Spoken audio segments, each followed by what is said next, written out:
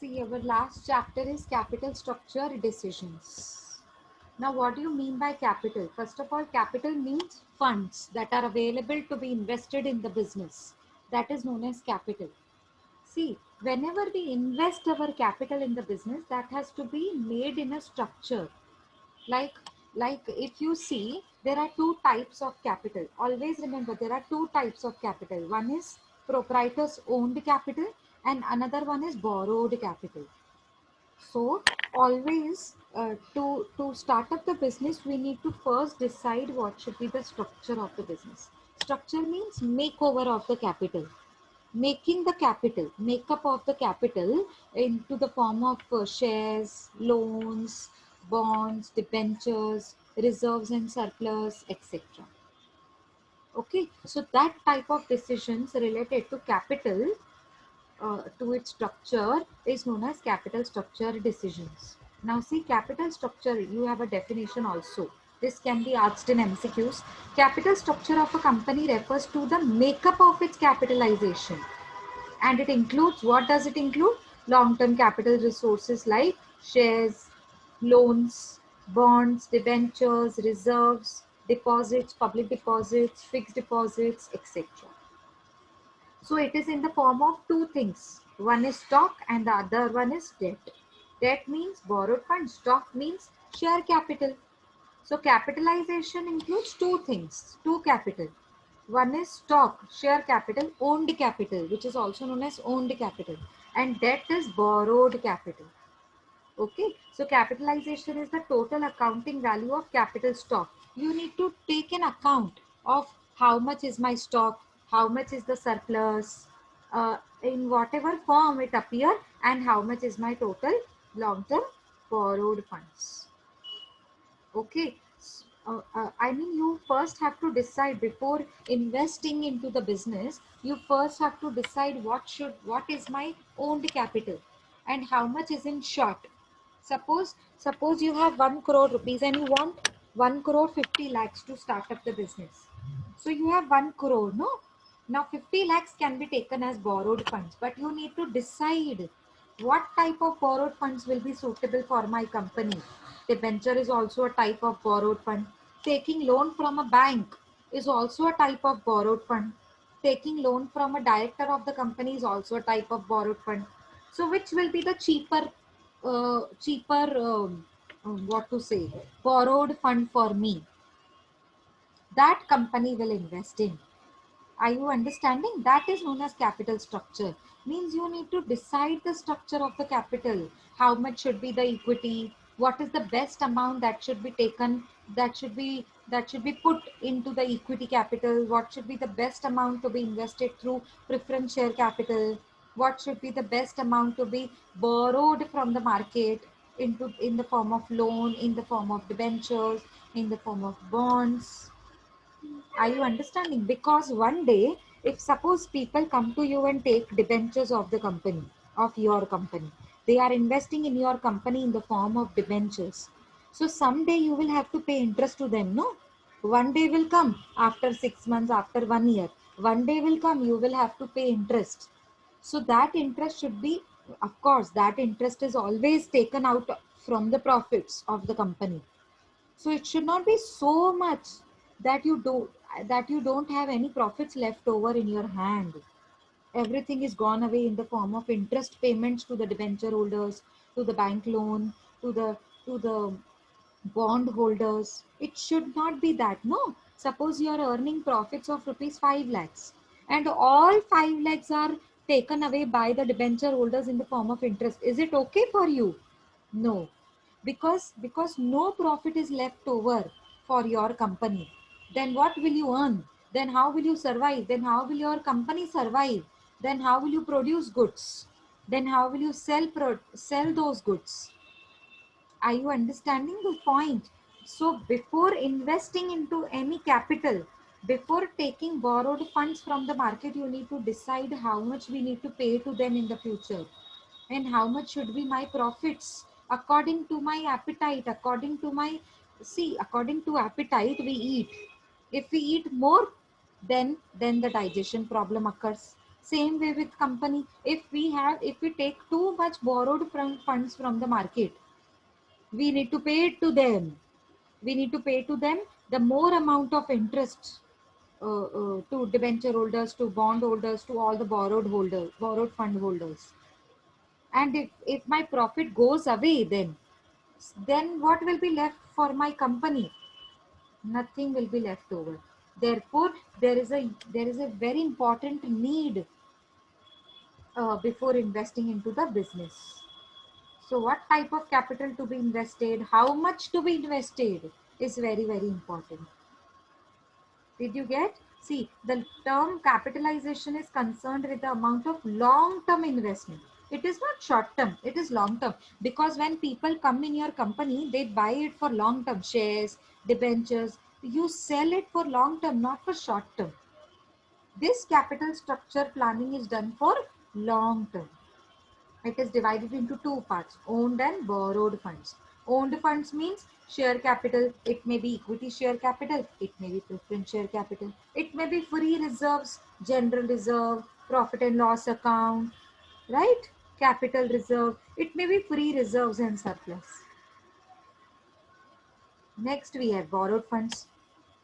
When we talk about borrowed funds, there are many type of borrowed funds like debentures, bonds, public deposit, fixed deposit. All these are the funds that I take from public, that public invest in my company, and one day I will have to pay them back their principal amount together with their interest. So this is how what capital structure speaks. This is what capital structure speaks about, and this is what how the capital structure is divided into two parts: owned and borrowed funds. This is how it is divided. Okay. Essentials of optimum capital structure. That means to have an optimum, to have a best utilization of a capital structure, to have an optimum capital structure, what are the essentials? What are the requisites that needs to be followed? First, flexibility. Capital can be changed easily. That is known as flexible. Flexible means at any point, if you want to expand your company. Now, if you want to expand your company, you will have to invest capital. So it should be flexible. No, it should not be rigid. It should not be firm. Okay, it should be flexible. Economy means it should be at the minimum cost.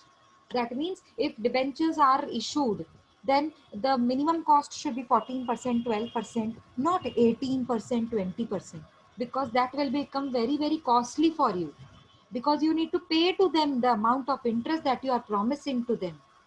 Suppose you are promising to them 18% interest rate, 18% debentures. So 18% interest you will have to pay in the future. That's a huge amount that you have to incur. So it should be minimum cost. Means cost should be minimum. Solvency. Solvency means there should be a balance between securities and debt, between proprietor's capital and borrowed capital. It should not be that your borrowed capital is too much and proprietor's capital is very short. It should not be that way. There should be an equal balance between both of the capital, proprietors and borrowed capital. Efficiency. You should use your resources to a maximum possible extent so that there is no wastage and you are using your resources efficiently. Simplicity. Your capital structure should be very simple. Simple to understand, simple to follow, okay, so simple to change. It should not be complex. It should be very simple. Safety. It should be safe. That means you should have funds in the business, enough funds in the business, so that you are ensuring safety to your shareholders. Control. Control means suppose your position is going very bad. Okay, so in that situation, if you are incurring too much losses, suppose your company is incurring too much losses, in that situation you should be able to control the expenses, minimize the expenses and increase the incomes. You should be able to do that. You should be in the position to do that, and that is known as control. Control means controlling the position of the situation that has been disturbed. the situation that has been worsening. Okay, so you should be able to control the expenses and increase the incomes. This is how you will be able to earn more and more profits and bring down the unstable situation into stable one. So these are the essentials of optimum capital structure. This can be asked in MCQs format also. Okay, suppose I'm giving you what are the essentials of optimum capital structure. I will give you 4 options: economy, solvency, simplicity, all of above. So your answer should be that way. Okay, so I'm giving you another way. I'm giving you 4 options, and if I say economy, and if I say undisturbed situation, and if I say not giving safety, and if I say inefficiency, so you will select the answer economy, because all other options I'm giving opposite type. It should be efficient, I'm giving you inefficient. It should be simple, I'm giving you complex. It should be safety, I'm giving you something which is opposite of safety. That is which is not safer one. Okay, so anyways, I was just giving you examples so that you understand what type of questions can be asked. Now see, whenever we understand capital structure, there are 2 different formulas for that. EPS 1, Plan 1 and Plan 2. See, there are always options, no? In the company also you have options. Suppose you buy a mobile phone. You have options, no? If I buy an iPhone, what happens then? How much do I have to incur? How much I have to pay to company to purchase iPhone? How much will I have to like incur after purchasing the mobile phone? Okay, what is the internet GB plan? What are the schemes related to the card that I will purchase for my iPhone? Like that way. No, suppose if I purchase Vivo phone, suppose if I purchase another phone which is a smartphone which is Android, or maybe another one, maybe, Redmi. yes, maybe MI, Redmi, any other phone, not iPhone but another phone. So you have 2 options, iPhone and Android.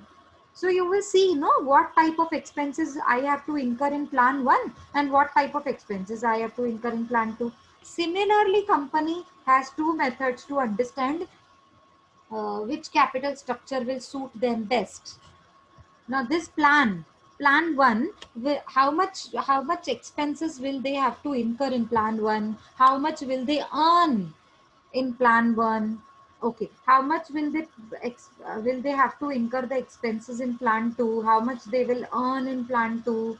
All these things are taken into consideration, and then the best one is chosen. Now, which will be the best one? The EPS. What is EPS? Earning per share. You have already done in management accounting ratio analysis. Have you done ratio analysis? EPS, earning per Yes, share. ma'am.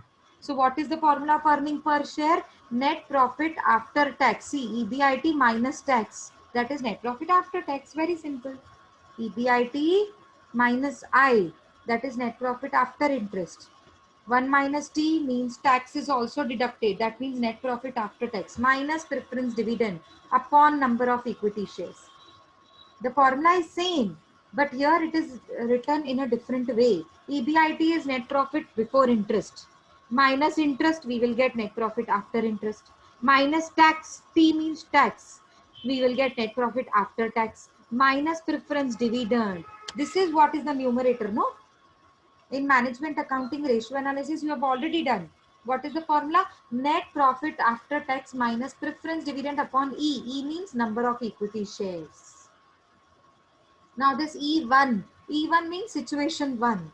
If I earn this much profit and this much is my preference dividend and this much is my equity, number of equity, so how much do I earn for my equity?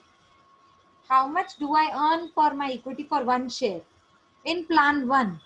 And if I invest in plan 2, how much will I be earning in case number 2 for my equity shareholders? Because they are the real owners of the company. So how much they will earn from the company. So that is in plan 2, EPS 2. So the best one will be chosen. The best one will be, of course, obviously, the more, the better. The more you earn, the better is your result. Right? EPS means earning per share. Earning should always be more. Suppose in the first case, you earn 20 per share. And in second case, you earn 30 per share. So which option is the best one? Which option is the best one? Here you earn 20 per share in plan number 1. And in plan number 2, you means equity shares. You earn 30 per share. So which is the best Ma'am, option? 30. Yes, 30 per share. Very good. 30 per share. No, if company earns 30 per share, that option is good for the company. That capital structure plan is good for the company, is best for the company, because their company earns too much, a very good amount of uh, returns to shareholders. Okay, that is known as what to say, indifference point. Indifference point is equals to means same, plan 1 and plan 2. You have to come to that situation. You have to make your capital structure that way, so that as per plan 1 and as per plan 2, you earn best amount of the returns. That should be equal. That should not be different in plan 1 and plan 2. You have to make your capital structure so best, so that it is equal to every option. Like plan 1 if you earn 20, plan 2 if you earn 30. So it should be equal to both of them. You have to take both the advantages of plan 1 and advantages of plan 2, and you have to make a capital structure so that you earn the best one. So that is known as indifference point. And the last concept that is there in the chapter is financial break-even point. Now, what do you mean by financial break-even point? Financial break-even. सबसे पहले, for the first thing, you have to understand what is break-even point. Break-even point is a situation where the company earns no profit, no loss. Have you done somewhere break-even point? Have you ever learned about break-even point? In economics, I think you have been learning about break-even point, isn't it? You know what is break-even point? Yes. Break-even point is that situation where company reaches to the situation where they earn no profit, no loss. No profit, no loss means nothing. If your cost is 10 rupees and your selling price is also 10, will you earn in that situation? No. Have you suffered losses in that situation? No. If your cost and selling price is same, how will you earn? You will not earn. Will you suffer losses? No, because cost was 10 and you recovered rupees 10, no, by selling the product. You recovered the amount of rupees 10 that was incurred during the cost of the product. Therefore, there is no profit, there is no loss. When there is neither profit nor loss, it is the point which is known as break-even point. And that break-even point is also calculated when we calculate capital structure. When we think about capital structure, one more concept plays a very important role, which is known as financial break-even point.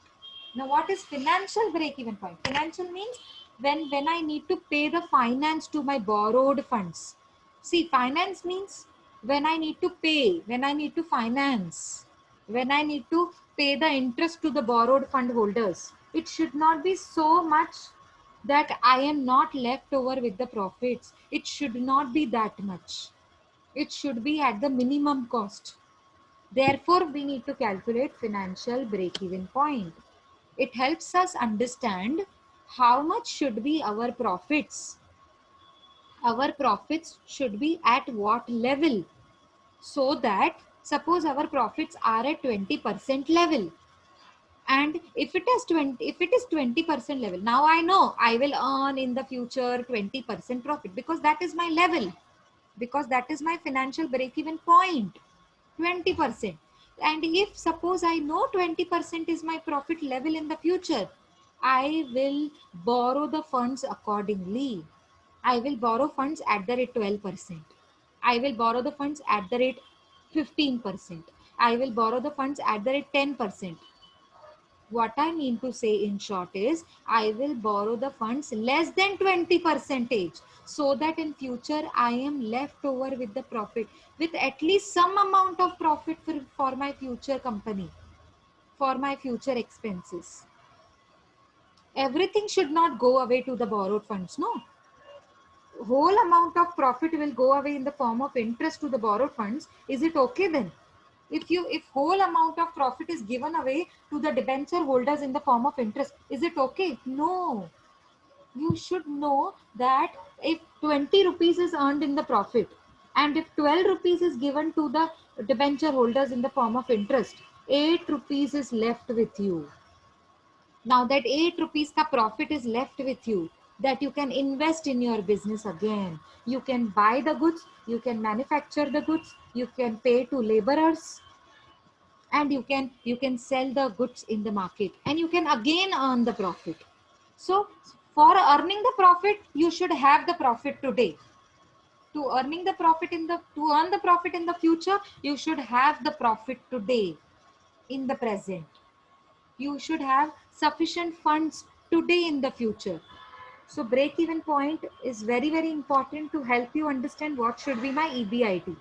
It helps us understand what should be my EBIT. EBIT should be more than break even point.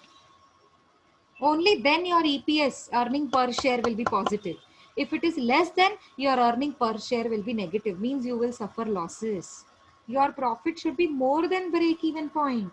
Suppose your break even point is 12. Suppose 12. So your earnings are also 12. Your earnings means EBIT. Earnings means EBIT, earning before interest and tax, is also 12. So 12 is your earning profit and 12 you have to pay to your borrowed funds. So out of 12, 12 is paid to the borrowed funds. Everything is gone away. So what will be left over for your company? Nothing. So this should not be the case. Always remember, EBIT should be more than the financial break-even point. Only then your EPS, earning per share, will be positive. Otherwise, it will be negative. See, this point is very, very important. Look at my cursor and read this point. The whole concept lies in these three lines. If EBIT is more than financial break-even point, EPS is positive. Whereas if EBIT is less than financial break-even point, then EPS will be negative. Consider financial break-even point means paying interest to the borrowed funds. If you have to pay interest to the borrowed funds, suppose 12 rupees is paid to the borrowed funds. Chalo, let's not take 12 rupees. Let's take 12,000 rupees. Suppose you have to pay 12,000 interest to your debenture holders, to your bond holders. Okay. Now, if you earn 20,000 rupees, only then, earn means earning before interest and tax. If it is more than financial break-even point, if it is more than interest to be paid to the borrowed funds, only then EPS will be zero. Consider this example, EBIT is 20,000 and financial break-even point means interest to be paid to the borrowed funds. If it is 12,000, so 20,000 minus 12,000, 8,000 is your EPS. Are you getting to what the example Yes, I ma'am. referred to? Yes. So Yes. EBIT should be more than financial break-even point. It should not be reversed. Otherwise, you will be in the losses. That should not be there.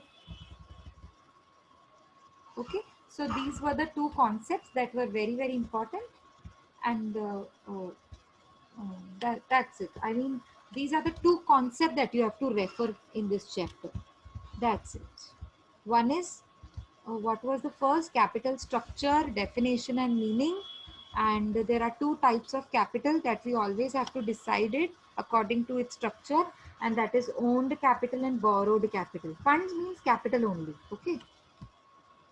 And we have essentials of optimum capital structure that we did in the chapter, and we have two concepts that are very, very important to decide what should be the best capital structure. First is indifference point, okay, and the second one was financial break-even point. Is it clear, everybody? Yes, ma'am. Do you have any Yes, ma'am. doubts? Do you have any doubt? No, ma'am. Okay, so this much you have to do. In this chapter, you have to do this much.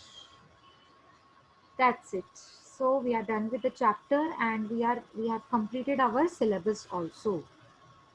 So financial management syllabus is over.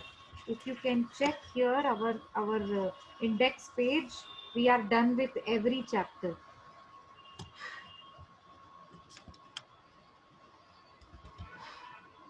This is our index page, no? See, introduction of the finance. This was the first chapter.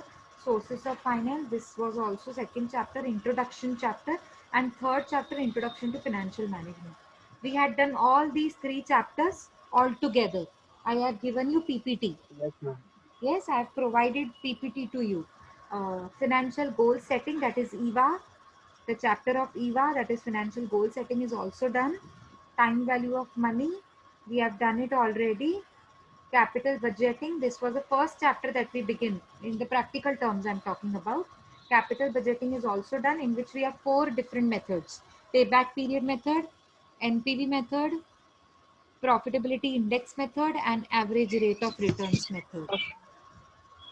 Next chapter we had cost of capital, in which we had calculated WACC, weighted average cost of capital. And last chapter we had capital structure decisions, that we had done it right now. Okay. The two concepts that are important in capital structure is indifference point and financial break-even point. And we have dividend policy, which in management accounting madam has already covered. I mean, she's covering. So that is the same chapter as per management accounting. Nothing is different. Whatever you do in management accounting, that this much is only in the financial management also. Okay, so total 9 chapters were there and we are done with the syllabus. Okay. Is it okay, everybody? Yes, ma'am. Okay. So refer or to all these chapters. Please revise. All the chapters are equally important. Revise all the chapters. In case if you have any doubts, we will discuss in our next few lectures. Okay. Shall I wind up the lecture? Yes, ma'am. Yes, ma'am. Okay. Bye, ma'am. Yes, yes. Wait a minute. Huh? Bye, ma'am. Yes, Beta, Vashwati is asking a doubt. We have to do PPT also and this book. Yes, you have to refer to that PPT also. I think PPT is only for the first chapter that I've given in the management accounting. I think PPT is only one that I have provided. Any other PPT I've given? I think that is only one that I have given. So refer that. That is very important. Okay. Okay, anyways, so let me wind up the lecture. We will continue in the next one. Okay. Bye, everybody. Take care. Bye, ma'am. Yes, bye.